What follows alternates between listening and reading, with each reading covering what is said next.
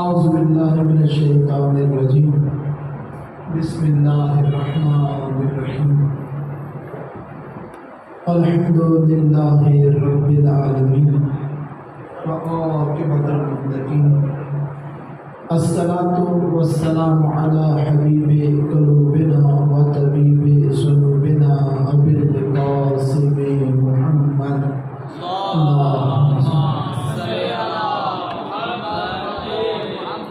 وأهل بيته الطيبين الطاهرين المعصومين ولعن الله على أعدائهم أجمعين.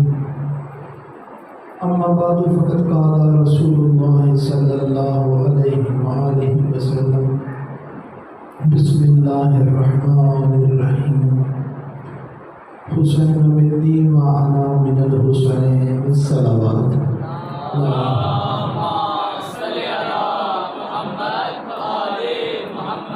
نعرہ تکبیر، نعرہ رسالت، نعرہ حیدری، حسینیت، یزیدیت، خاندان سیدہ زہرا صلوات اللہ علیہ پہ بآواز بلند صلوات.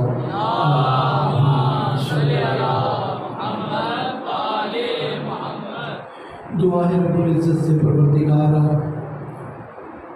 آپ کا اس فرشی عذاب بیانہ اپنی بارگاہ میں عبادت شمار فرمائے، بانیان کی سری کوشش کو اپنی بارگاہ میں قبول و منظور فرمائے.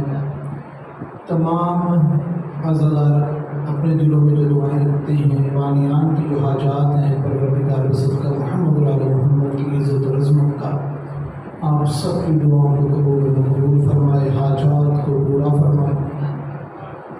اپنے اپنے مرحومین کی بلندی درجات کے لیے، بانیان کے مرحومین کی بلندی درجات کے لیے، اپنی دعاؤں کی قبولیت کے لیے اور ظہور امام زمانہ میں تاجیل کے لیے بآواز بلند صلوات.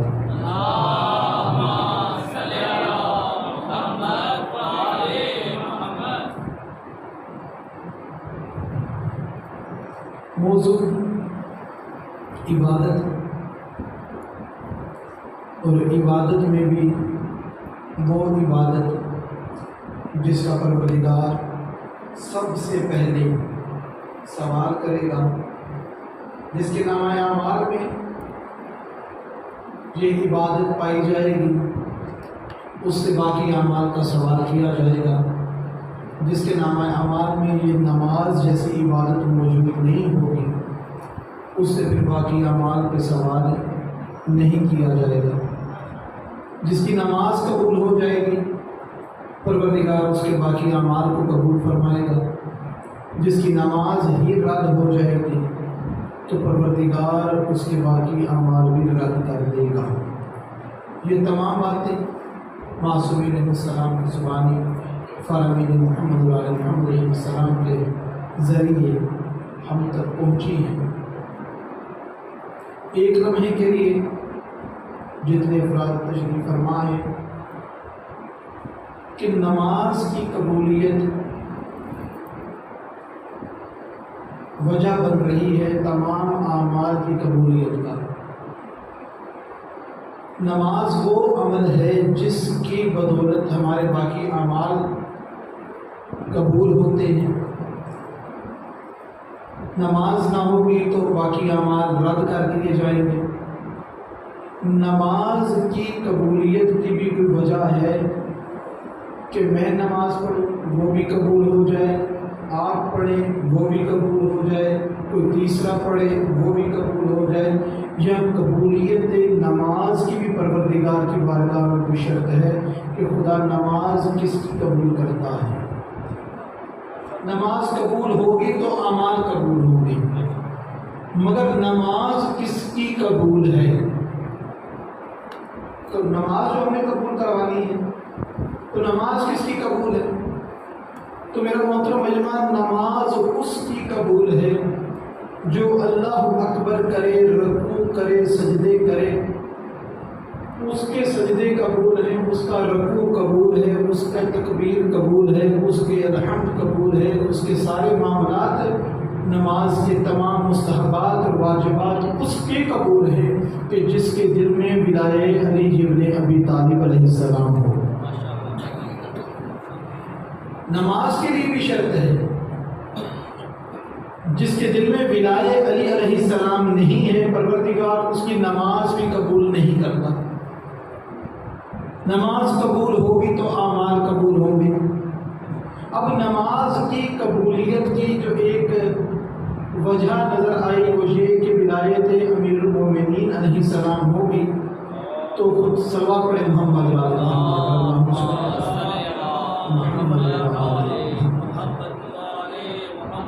میری گزارش ہوگی خاص طور پر بانیان سے کہ وقت پر مجلس اب 8:15 بجے لائٹ آتی ہے تو پورے 8:15 بجے جو ہے یہاں پہ مجلس جو ہے اس کا سلسلہ شروع کر دیا جائے تو ایک ماحول ٹائم ٹیبل بن جاتا ہے کہ ہر ایک کو پتہ لگ جائے گا کہ کیا ٹائم ہے کہ جب بالکل صحیح تقریر شروع ہو چکی ہوگی.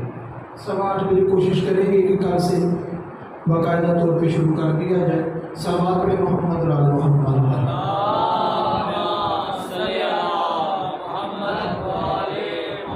جس کی نماز قبول اس کے اعمال قبول, جس کی ولایت علی ابن ابی طالب علیہ السلام قبول اس کی نماز قبول. اب میں بھی جناب امیر سے محبت رکھتا ہوں, دوسرا بھی جناب امیر سے محبت الفت رکھتا ہے, کیا پروردگار سب کی محبتوں کو قبول کر لیتا ہے؟ میں بھی جناب امیر علیہ السلام کی محبت کا دم بھرتا ہوں, دوسرا بھی تیسرا بھی ادھر ادھر کے سارے افراد دعویٰ کرتے ہیں کہ ہم محبان اہل بیت ہیں, ہم اہل بیت علیہ السلام کی عزت کرنے والے ہیں, ہم محبان اہل بیت ہیں, ان کی تعظیم کرتے ہیں. میرا بھی جناب امیر علیہ السلام کو ماننا اور ان کا بھی جناب امیر کو ماننا, کیا پروردگار دونوں کی محبت کو قبول کر لے گا یا جناب امیر کی محبت کی قبولیت کی بھی کوئی شرط ہے کہ خدا کس کی محبت قبول کرے گا؟ سب جناب سرور کائنات کے پیچھے کھڑے ہو کے نماز پڑھتے تھے, کوئی الگ صف نہیں بنتی تھی, کوئی الگ لباس نہیں ہوتا تھا, کوئی ان کو بیج یا نشانی نہیں لگی ہوئی تھی, سب اکٹھے نماز پڑھتے تھے, تمام صفیں رسول خدا کے پیچھے لگی ہوتی تھی. اب جو رسول خدا کے پیچھے نماز پڑھ رہے ہوتے تھے کیا ان سب کا ثواب ایک جتنا ہوتا تھا یا الگ الگ؟ کیا خیال ہے میرے دوستوں کا, میرے بھائیوں کا, کہ رسول خدا کے پیچھے جو کھڑے ہو کے نماز پڑھ رہے ہیں ان سب کی نماز کا ثواب ایک جیسا ہے یا الگ الگ ہے؟ الگ الگ ہے. کیوں الگ الگ ہے؟ صلوات پڑھیں محمد رال محمد.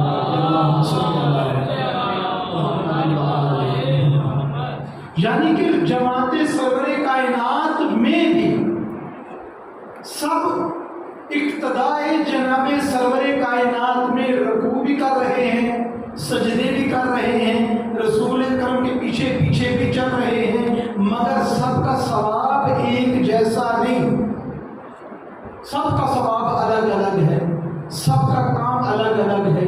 اب یہ ثواب لکھتا کون ہے؟ ملائکہ. میں آپ ایک چھوٹا سا انتہائی ادنا سا طالب علم, میری چھوٹی چھوٹی سی باتیں ہوتی ہیں جو سیدھی سادھی سمپل نہ بنائی جاتی ہیں نہ بنتی ہیں نہ طریقہ کار آتا ہے, تو صرف آپ بھائیوں سے دوستوں سے نام کلام ہوتے ہیں اور چند باتیں آپ سے سیکھ کے چلے جاتے ہیں, کچھ آپ کو بتاتے ہیں جو اپنے بڑوں سے سیکھی ہیں.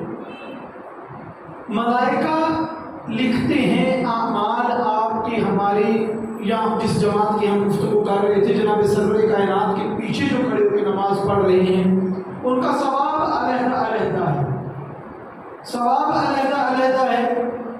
کیسے علیحدہ ہے کہ ملائکہ لکھنے والے ہیں وہ ہر ایک بندے کا ثواب ایک جیسا نہیں لکھتے, کسی کا کم ہے کسی کا زیادہ ہے, اس طرح کے معاملات ہیں. ملائکہ کیا چیز دیکھتے ہیں؟ جس طریقے سے میرے بھائی میرے سامنے بیٹھے ہوئے ماشاءاللہ ان کے علم اور معرفت میں پروردگار مزید اضافہ فرمائے. ولائے علی کے بغیر نماز قبول نہیں. جناب امیر علیہ السلام کو جب تک ویسا نہ مانو جیسا رسول نے مانا قبول نہیں. اور خدا ولایت کس کی قبول کرتا ہے؟ کہ میں بھی جناب امیر کا دم بھرنے والا، دوسرا بھی جناب امیر کا دم بھرنے والا. تو ولا کس کی قبول ہے؟ ولا اس کی قبول ہے جو جناب امیر کے دشمن سے نفرت کرتا ہے. ولایت کے دشمن سے نفرت اور بیزاری ہوگی تو ولایت قبول ہوگی. دو کام اکٹھے نہیں ہو سکتے کہ ان کا بھی بڑا احترام ہے، ان کا بھی بڑا مقام ہے. جب حق اور باطل کی بات آتی ہے تو حق اور باطل دونوں کے دونوں درست نہیں ہوتے یا دونوں غلط نہیں ہوتے. ان دونوں میں سے ایک ٹھیک ہوتا ہے، ایک غلط ہوتا ہے. جناب امیر کی ولایت اس کی مانی جائے گی جو ولایت کے دشمنوں سے بیزاری کرے گا. صلوات پڑھیں محمد و آل محمد.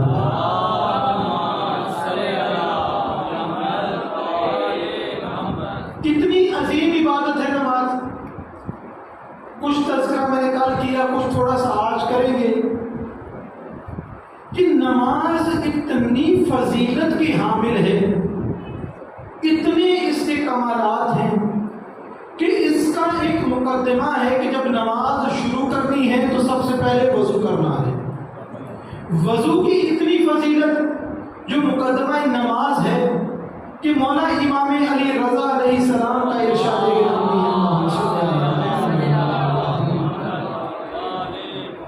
کہ جو شخص اپنا وضو درست کر لے گا میں علی رضا اس کا ہاتھ پکڑ کے پورے صراط کا اس کو پار کرواؤں گا.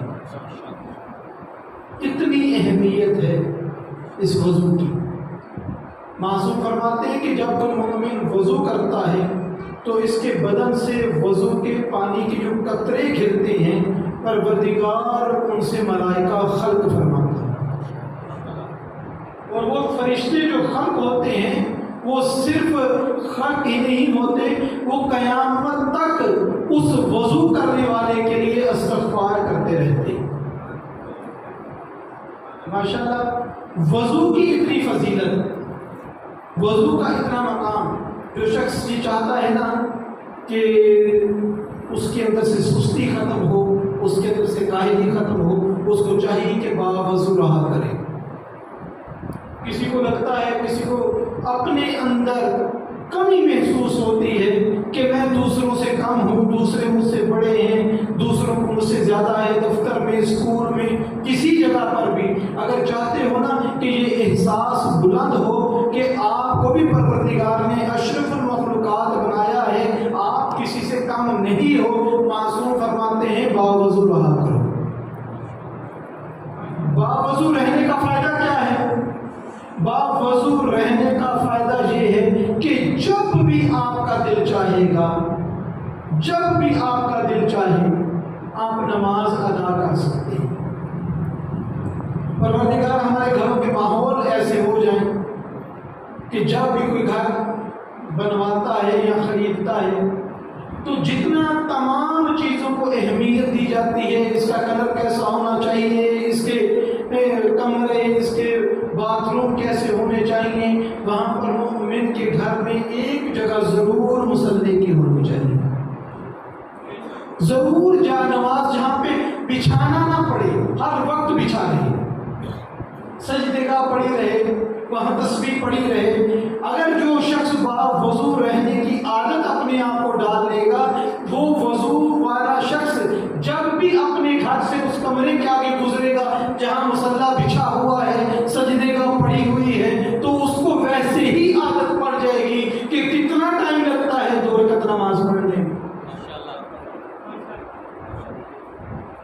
آل محمد رحمۃ السلام جب بھی کوئی مشکل آتی تھی نماز ادا کرتے تھے. پروردگار جب بھی کوئی نعمت عطا کرتا تھا تو آل محمد رحمۃ السلام نماز ادا کیا کرتے تھے. ہم کو بھی چاہیے کہ اپنے معاملات کو پروردگار کی جب بھی کوئی نعمت عطا ہو تو کم از کم 2 رکعت نماز پڑھی جائے، اس کا شکر ادا کیا جائے. اور یہ پروردگار کا قانون ہے کہ جو جتنا شکر ادا کرتا ہے پروردگار اس کو اور شکر ادا کرتے جاؤ گے، ساری زندگی شکر ادا کرتے جاؤ، کبھی کسی چیز کی کمی نہیں ہوگی۔ انسان کامیاب وہ رہتا ہے جو خدا کی نعمتوں کا شکر ادا کرتا ہے۔ پروردگار ہمیں صحیح معنوں میں شکر ادا کرنے کی توفیق عطا فرمائے۔ مولا امام علی رضا علیہ السلام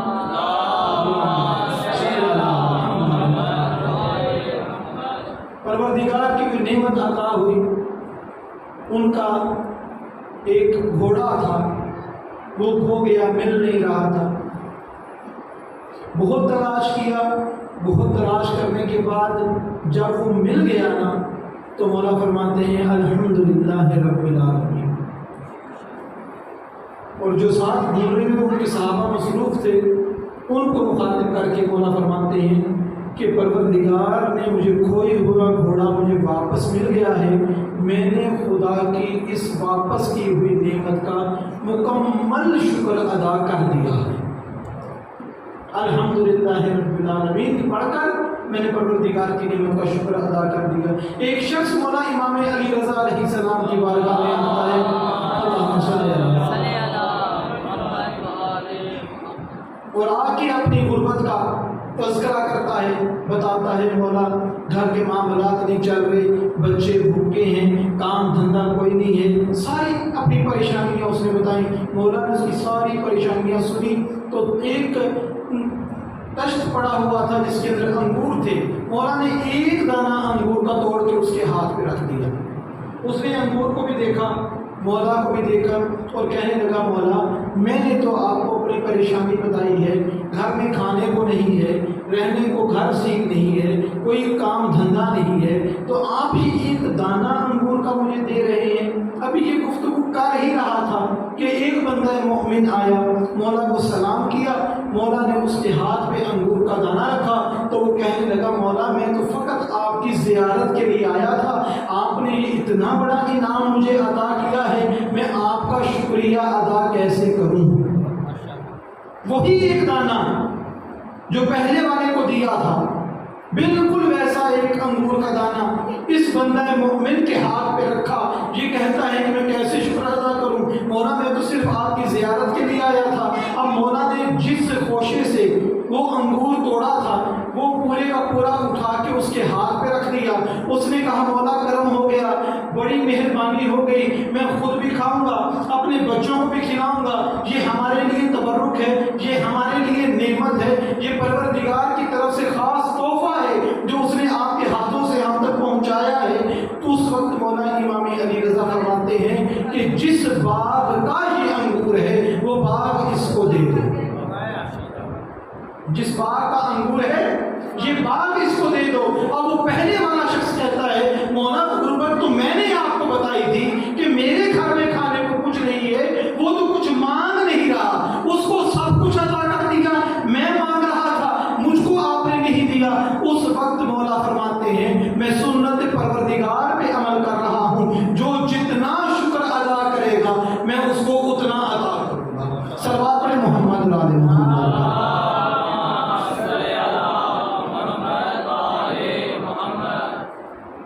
نماز پڑھنے کی مقدمات ہیں جملہ، وضو کرنا، وضو تو تب کامل ہوگا جب ہمیں وضو کرنا آئے گا۔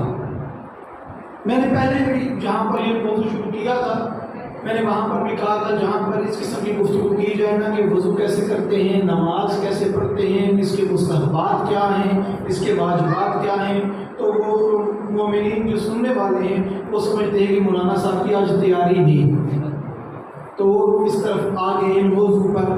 تو میں تو پورے ارادے کے ساتھ اس کو میں نے اپنایا ہے کہ جو جتنا میں پڑھ کے آپ کو سناتا جاؤں گا یقیناً میرے علم میں پروردگار اضافہ فرماتا جائے گا اس طریقے سے کہ خوشبو لگا کے نماز پڑھنا معصومین علیہ السلام کی سنت ہے۔ اور یہاں تک ملتا ہے کہ معصومین علیہ السلام کی مصلی جا نماز پر جیسے سجدے گاہ موجود رہتی تھی ویسے ہی ایک عطر کی شیشی بھی مصلی پر موجود ہوتی۔ جو خوشبو لگا کے نماز پڑھی جاتی ہے وہ عام بغیر خوشبو والی نماز سے 70 گنا زیادہ فضیلت رکھتی ہے، 70 فضیلت رکھتی ہے۔ عقیق ہم نے نماز پڑھنی بغیر خوشبو لگائے بغیر پڑھیں گے تب بھی نماز ہو جائے گی۔ ہم لوگ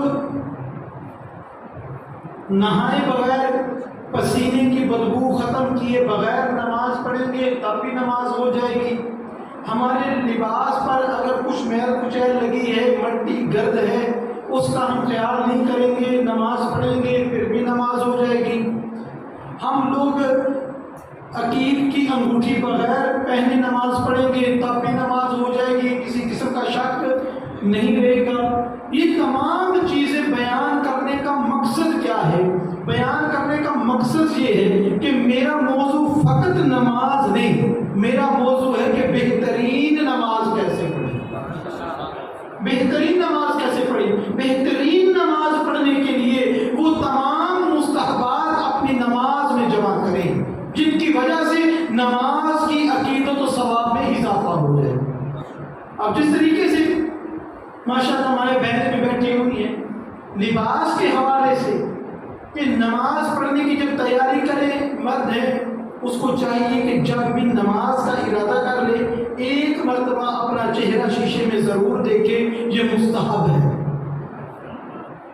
زندگی میں آغاز صاحب اتنے مکروہات ہیں جو ہماری عبادتوں کے ثواب کو ختم کر دیتے ہیں، کم کر دیتے ہیں، تو ہم ان مکروہات کی کمی کو پورا کرنے کے لیے جتنے مستحبات پر عمل کر سکتے ہیں ہمیں چاہیے کہ ان مستحبات پر عمل کریں اور اپنی عبادت کو زیادہ حسین اور خوبصورت بنائیں۔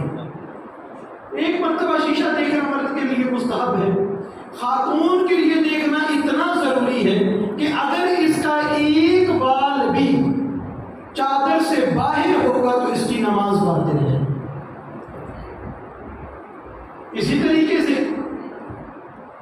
ہم لوگ نماز گھر میں پڑھتے ہیں، مسجد میں آنے کی تو پھر ہم تھوڑا سا تیاری شیئر کر دیتے ہیں، گھر میں تو جو کپڑے پہنے ہوئے ہیں ویسے پہن کے نماز پڑھ لی۔ اب مولانا ایک دن جہاں پر بتا رہے تھے کہ امام علی رضا علیہ السلام نے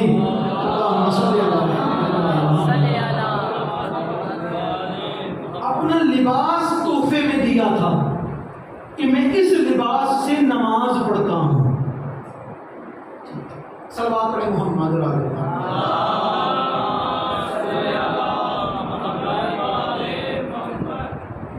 لباس دیا تھا کہ میں اس لباس سے نماز پڑھتا ہوں، اور جس کو دیا اس کو کہا کہ خیال رکھنا کہ تو نہیں تصور کر سکتا کہ علی رضا علیہ السلام یا میں نے اس لباس کو نماز شب میں کتنا استعمال کیا۔ اور وہ شخص جب یہ لباس لے کر اپنے گھر گیا، اس کی زوجہ جو تھی وہ نابینا تھی، معصوم امام کا لباس کا پتہ لگا کہ گھر آیا ہے، اس نے تبرک کر اس کو اپنی آنکھوں سے لگایا، پروردگار نے اس کو روشنی عطا کر دی۔ آقا صاحب یہ تمام میرے مومنین دوست، میرے بھائی، میرے بزرگ بیٹھے ہوئے ہیں، اپنے لیے جس طریقے سے کسی خاص دوست کو ملنے کے لیے اہتمام کرتے ہو نا، اور خاص چیزیں رکھ دی ہیں کہ یہ گھڑی وہاں پر پہن کے جانی ہے، اگر کسی تقریب میں جانا ہے، یہ جوتے میں نے کسی خاص مقصد کے لیے رکھے ہوئے ہیں، اپنے آپ کو نماز کے لیے بھی ایسی آمادہ مخصوص لباس رکھ دو کہ میں نے اس کے ساتھ نماز پڑھنی ہے، میں نے اس کے ساتھ یہ کام کرنے ہیں۔ میں کوشش کروں گا کہ پھر میں زاہد بھائی سے خاص طور پہ یہ کہوں گا کہ ٹائم پہ شروع کریں، ٹائم پہ شروع کریں، 8:15 بجے خود بھی یہاں پر موجود ہوں کہ ٹائم پہ شروع کریں کہ 2-4 منٹ مجھے بھی گفتگو کرنے کے یہاں پر مل جائیں۔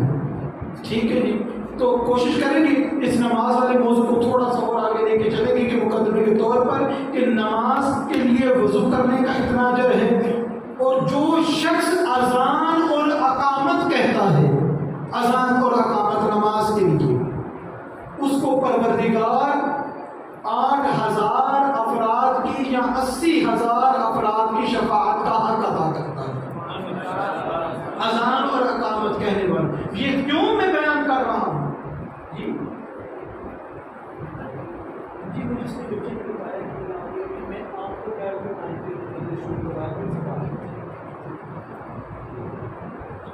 صلوات پڑھیں محمد علیہ۔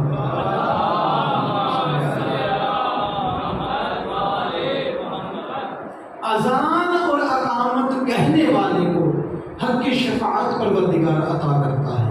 नमाज की कितनी अजमत होगी, ये मुस्तहब है अजान अकामत नमाज से पहले, इसकी इतनी अहमियत है, तो नमाज क्या मकाम रखती होगी जो इंसान बंदा मोमिन के लिए मेराज बनती है। कल जिक्र करूँगा कि परवरदिगार ने सिर्फ जनाब सरवरे कायनात को मेराज नहीं करवाई, हर नबी की मेराज होती थी।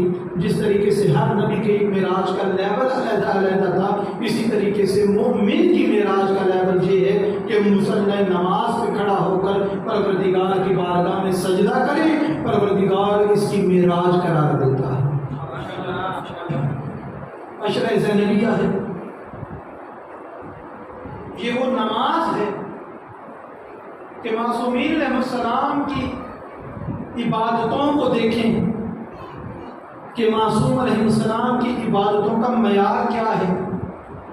चहारदा मासूमीन अलैहिस्सलाम में से सिर्फ जनाब अमीर अलैहिस्सलाम की खंदक की ज़रबत सतरैन की इबादत से अफजल है, तो बाकी जनाब अमीर अलैहिस्सलाम के सजदे की क्या अहमियत, जनाब सैयदा सलामुल्लाह अलैहा की इबादतों की क्या अहमियत, जनाब इमाम हसन अलैहिस्सलाम की इबादतों का मयार, जनाब इमाम हुसैन अलैहिस्सलाम की इबादतों का वक़ार, और फिर वैसी इबादत की कि ज़ैनुल आबिदीन बन गए, सैयद साजिदीन बन गए। ये मासूमीन की इबादतें हैं, इंतहाई मुहतरमा, मुताहिरा, मुखद्दरा, इस्मत की पैकर। मासूमीन में नाम नहीं आया, मगर मासूम इमाम हुसैन अलैहिस्सलाम किसी को नसीहत करे, वसीयत करे कि बहन ज़ैनब नमाज शब में मुझे ना बुलाना।